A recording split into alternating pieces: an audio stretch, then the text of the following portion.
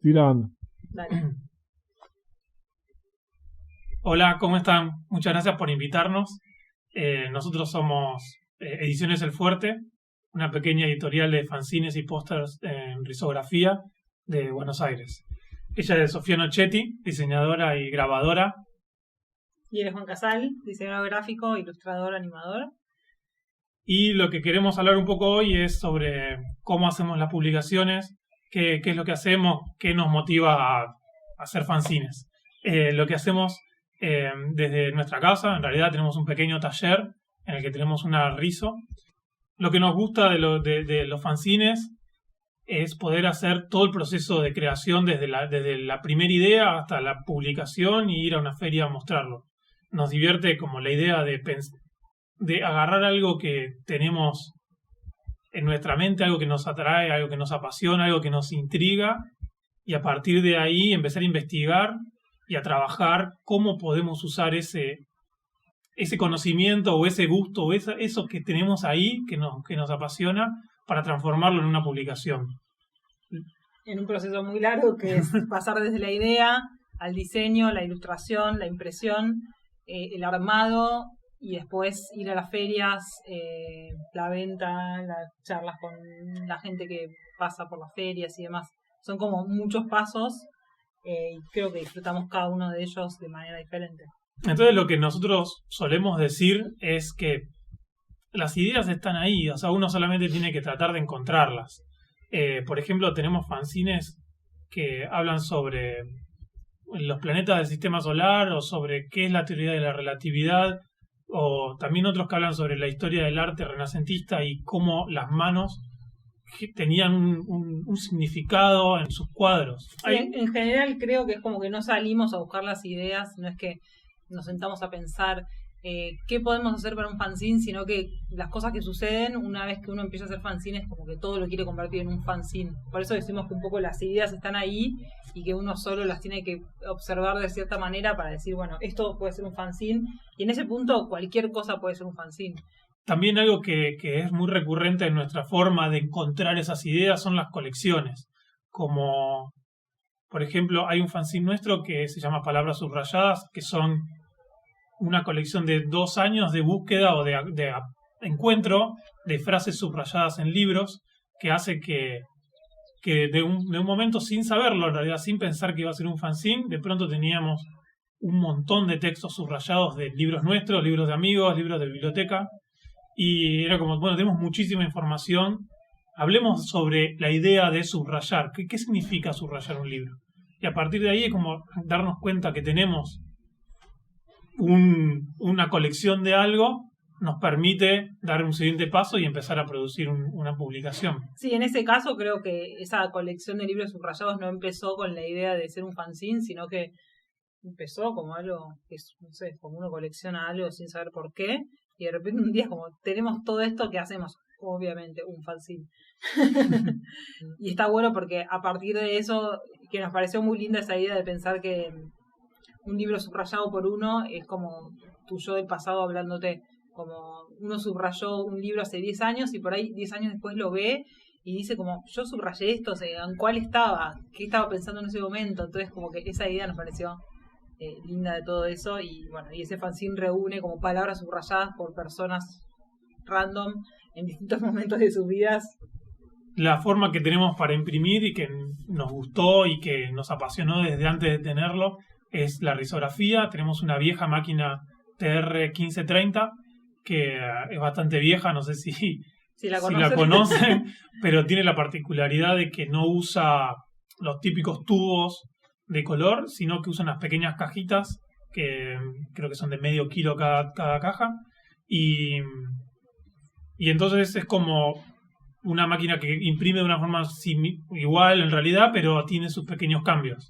El primer cambio primero es que no hay colores para esta máquina. O sea, los colores que conseguimos acá en Buenos Aires son negro y azul, y creo que rojo, sí, que nada más. O sea, las cajitas en verdad es como que son de rizos viejas, ya se producen muy pocos colores, todo lo nuevo empezó a hacerse después, entonces las cajitas solo vienen en negro y azul, creo, y nosotros lo que hacemos es comprar los tubos que todos conocen de rizo y pasar esos colores a las cajitas. Entonces es como todo un proceso bastante tedioso en un punto, pero que de ahí lo que sacamos de bueno de ahí es que teniendo estas cajitas, primero que podemos comprar tubos de cualquier modelo, dado que acá se consiguen tan pocos, está bueno porque podemos, cualquier color que consigamos, no importa de qué modelo sea, nos va a servir para nuestra máquina igual. Y también otra cosa que empezamos a hacer es a crear nuestros propios colores. Entonces por ahí mezclamos, conseguimos unas tintas blancas que nos generan que podamos hacer cualquier color pastel, que es una locura porque si no son colores inconcebibles. Entonces mezclamos blanco con rojo y con azul y hacemos un lila. Ahora estamos para hacer un rosa. Claro, y el proceso de hacerlo, o sea, tenemos que sacar la tinta del tubo y pasarla a la caja. Por lo tanto, en el medio podemos empezar a jugar y a mezclar distintos colores y a tratar de experimentar con ese tema. Sí, creo que es como el beneficio de ser una máquina vieja y tener ciertas cosas como tan analógicas, nos permite experimentar desde ese lado. Mismo también no tiene conectividad, con lo cual todas las películas que hacemos, o sea, hay que imprimirlas primero, aunque por ahí lo diseñamos en computadora o las ilustraciones son digitales o lo que sea, las películas las tenemos que imprimir y escanear. Entonces en el medio quizás pueden surgir cosas manuales que se suman arriba, o a veces hacemos películas que son directamente, completamente analógicas y hacemos dibujos directamente que se escanean y van a la RISO, entonces nunca pasaron por algo digital. Como que creo que es una máquina muy vieja que tiene sus... Sí, tiene sus mañas, tiene sus problemas, pero al mismo tiempo todos esos problemas nos ayudan y nos dan cierta libertad que una máquina quizás nueva no podríamos tenerlo por cuestiones de también estar viviendo lejos de todo y que los insumos son más difíciles de que lleguen y hay como más complicaciones. Hace más o menos 4 años que tenemos la editorial y que tenemos la máquina y en ese tiempo conseguimos 9 tambores, o sea, ya tenemos 9 colores. No existen los tambores nuevos, pero sí existen tambores muy viejos abandonados por imprentas. Entonces, a veces conseguimos tambores regalados o a precios muy, muy económicos, pero que no sabemos si funcionan. En estados, por ahí sí. La última vez, un imprentero que conocemos, dije, tengo como 6 tambores, pero bueno, no sé, fíjate qué va a pasar. Y fuimos, compramos los 6, que la verdad es que el precio de los 6 no era ni uno, como si fuese nuevo, y con eso empezamos a recauchutar entre tambor y tambor, y que creo que terminamos armando 3. Terminamos sacando 3 tambores a partir de 6 rotos, entonces podemos tener como una variedad de colores muy amplia a un costo bajísimo y de una forma que de otra forma no lo podríamos hacer. Y otra cosa que hacemos, que tratamos de hacer, es como que si vamos a alguna feria, a algún otro país, ponernos en contacto con alguien más de Rizo, o sea que es toda una comunidad que todos nos conocemos, por suerte, y pedir ayuda o preguntar, y hemos conseguido colores que de otra forma no hubiésemos podido conseguir nunca, como por ejemplo el dorado metálico o colores fluo que de otra forma acá no lo hubiésemos conseguido. Está buenísimo esa comunidad de risografía que hay a nivel mundial, que todos nos vamos ayudando de a poco. Bueno, vamos a contar un poco sobre algunas de nuestras publicaciones, de qué se tratan, cómo están impresas. Creo que más allá de la RISO también nos interesa mucho el libro como objeto y pensar en cómo se va a estar encuadernado, por qué va a tener estos colores, por qué va a ser de cierta forma y no es, todos en general nuestros fanzines tienen distintos formatos y distintas ideas. Exacto. Por ejemplo, Viajar en línea recta, que es un fanzine que habla sobre la teoría de la relatividad. Es como la teoría de la relatividad de Einstein contada gráficamente, y esa publicación está plegada como al revés, digamos, y adentro tiene una grilla. Entonces la idea es que cuando se aplasta la hoja, ahí adentro aparece como esta grilla que vendría a ser como el espacio curvo, ya que la teoría de la relatividad habla sobre que el espacio se curva. Entonces un poco la encuadernación está pensada conceptualmente teniendo en cuenta esta teoría. Claro, es reforzar la idea de la curvatura del espacio curvando o teniendo la posibilidad de curvar el papel para deformarlo como el espacio mismo. Otra publicación que tenemos se llama Manos y que habla sobre el significado de las manos en el arte renacentista. Nos pasó que estábamos de viaje y estábamos en museos y sin darnos cuenta le estábamos sacando fotos a las manos de los cuadros. Y bueno, volviendo al tema de la colección, de pronto nos dimos cuenta que teníamos muchísimas fotos de manos. Sí, como que creo que nos empezó a llamar la atención cómo las manos siempre tenían como objetos algo como que nos generaba un misterio, como una llavecita, una piedra redonda. Claro, había una historia ciertas en cosas esa que pose. decíamos, eso significa algo. Y bueno, de ahí surgió como esta colección de fotos que creo que en su momento ni pensamos como esto va a ser un fanzine, hasta que de repente creo que viendo las fotos, como sacamos muchas fotos de esto y hay que investigar sobre esto y hacer el fanzine. Y ese fanzine está, cada una de las hojas tiene distintos tamaños. Un poco la idea es que cuando ves todas las fotos, digamos, cuando está abierto y uno ve la superposición de las hojas, un poco imita la idea de estos museos típicos donde hay muchos cuadros uno al lado del otro y uno nunca está viendo un solo cuadro, sino que cuando uno ve un cuadro, alrededor de la vista también hay otros. Entonces es como un poco tratar de imitar esa idea que sucede en los museos de ese estilo.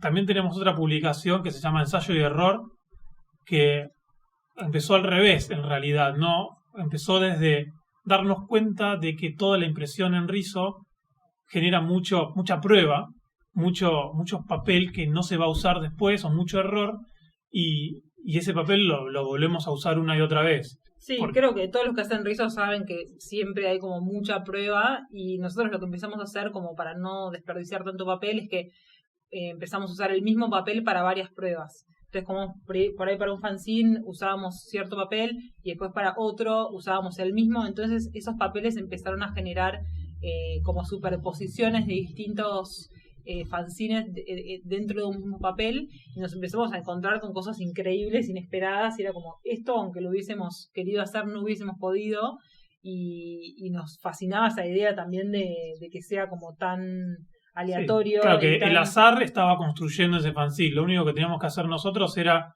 cuando salía el papel de la máquina, decir esto está buenísimo, y separarlo para usarlo en algún momento. Entonces de pronto teníamos un montón de papel que nos encantaba, de abstracción prácticamente, y eran como años de impresión una arriba de la otra. Era como la idea de la experimentación llevada al extremo, que nos encanta, y bueno, así nació Ensayo y Error. No sabemos cuántos son, no sabemos cuántos van a ser, porque es algo que lo vamos haciendo muy de a poquito. Quizás hacemos 5 hoy, y dentro de 6 meses, cuando tenemos nuevas impresiones, hacemos 5 más, y siempre van como sumándose. Son todos completamente diferentes. Eso sí, cada copia es única, eso también está bueno. Claro. A veces surgen algunos que es como, qué lindo me lo quiero quedar. Claro, y no va a haber otro igual. No. Siempre mantiene un mismo formato y la misma estructura. Sí, como misma cantidad de páginas y formato, pero todo lo demás, cada hoja es única e irrepetible e irreproducible.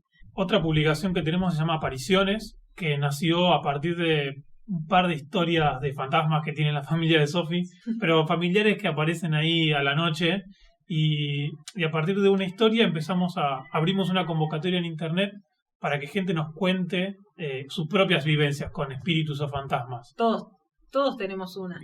Nos gustaba la idea de tener como una experiencia en primera persona con un fantasma. Y logramos como 10 historias muy buenas.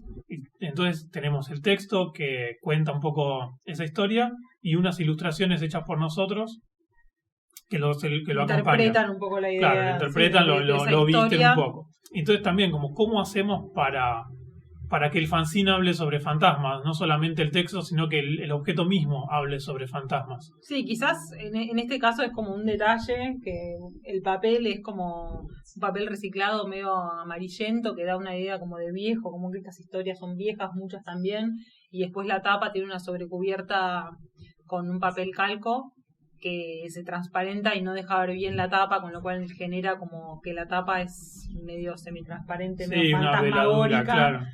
Es como una idea simple, pero digamos a lo que veníamos de que nada es aleatorio, sino que como la tapa está pensada de cierta manera, la selección del papel también.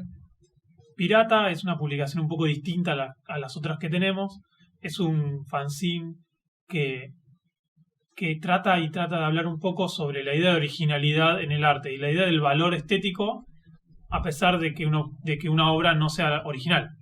Todo empezó con un libro que nunca me voy a acordar el nombre de este autor, pero que habla sobre un concepto chino que se llama Shansai, que es la copia y la reproducción de objetos que pueden ser desde un teléfono celular hasta una marca de ropa o unas zapatillas o cosas mucho más antiguas como la muralla china o un cuadro o un edificio o cualquier cosa puede ser Shansai, cualquier cosa puede ser copiada. No importa tanto quién lo hizo, sino cómo es la obra. Sí, como que la obra está por delante del autor, digamos. Claro. O sea, si vos tenés una obra de Matisse y no es original, una obra original de Matisse y una copia son la misma imagen, por lo tanto el valor de cada una debería ser el mismo. Creo que sí. Después un ejemplo que aparece en el libro también, que me parece que se visualiza bastante claro, es la idea de la muralla china. Que la muralla china tiene la mayoría de las partes, no sé si la mayoría de las partes, pero la parte a la que... La turística. La turística y a la que los chinos les gusta ir, digamos, es la parte que está más reconstruida. Nosotros como occidentales queremos ir a la parte de las ruinas, cómo era originalmente. Pero si uno lo piensa, en verdad, con esta visión, la parte reconstruida es más fiel a lo que fue originalmente, porque está reconstruida tal cual era. Entonces, si uno va, es como era en ese momento. En cambio, la ruina no es como era en ese momento. Nosotros siempre tendemos a querer ir a lo original, pero desde esa visión, la muralla china reconstruida es más original que el original. Que la original, digamos. Creo que eso como... Y ese concepto nos pareció fuertísimo y nos encantó, y entonces lo que decidimos es hacer un blog de obras de arte occidentales, pero con esta mirada oriental. Nosotros empezamos con el fuerte haciendo fotocopias.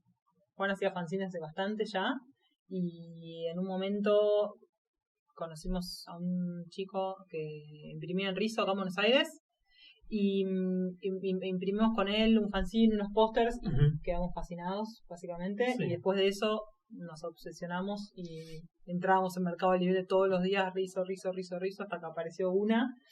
Creo que es amor, simplemente.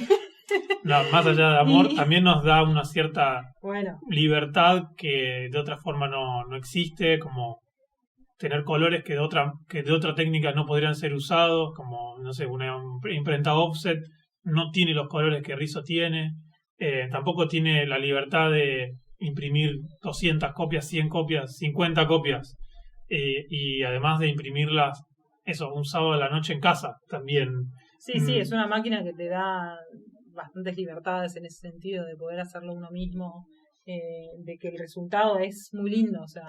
Claro, y esos errores de registro y todo lo malo, entre comillas, que tiene la Rizo, en realidad son todos los puntos fuertes. Ese lenguaje no lo vas a lograr de otra forma. Creo que una pregunta que nos hicimos muchas veces fue como, ¿por qué nos metimos en esto? Porque, digamos, todo es muy lindo, pero uno a veces se encuentra un miércoles 2 de la mañana imprimiendo, fines de semana, mientras la gente tiene una vida al aire libre y nosotros estamos imprimiendo o terminando un fanzine, porque bueno, este no es nuestro trabajo principal, entonces uno siempre lo hace en horarios o días que son los que no trabajamos. Y sí, y nos preguntamos ¿por qué nos metimos en esto si antes estábamos bien? Y bueno, la respuesta es, primero, como más que nada, una libertad para poder hacer lo que queremos. También como existe esa gran diferencia entre trabajar por el día, digamos, trabajar por plata con clientes, tener ese cliente que te pide algo, uno siempre que tiene que estar como trabajando para él. En este caso, ser nosotros los clientes es muy difícil, muy difícil. Pero nos da esa libertad de poder hacer lo que queremos. Sí, creo que otro de los puntos también es hacer algo que dure en el tiempo. No sé, al menos desde mi perspectiva nostálgica, me gusta la idea de pensar en, ahora que todo es digital, dejar algo re dramática. Pero bueno, nada, el amor por el papel, creo. Sí. Y sí, que algo que perdure en el tiempo.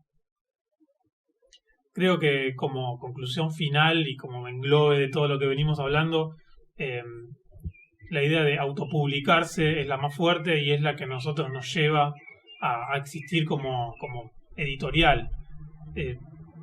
Publicarse es es llevar a cabo esa idea que uno tiene en la mente y terminar con el objeto en la mano, pasar de idea a realidad, es lo mejor que nosotros encontramos en la autopublicación. Así que si hay algo que queremos decir como mensaje final es autopubliquense. Gracias, Faiska, por invitarnos a esta charla. Nos hubiese gustado poder hablar, pero bueno, el tema de idioma y la barrera idiomática nos obliga a hacer este video en el que solamente podemos hablar y no recibir preguntas, pero ojalá el año que viene podamos ir, quién te dice, y hacerlo ahí en vivo, y estaría buenísimo. Muchas gracias. Gracias.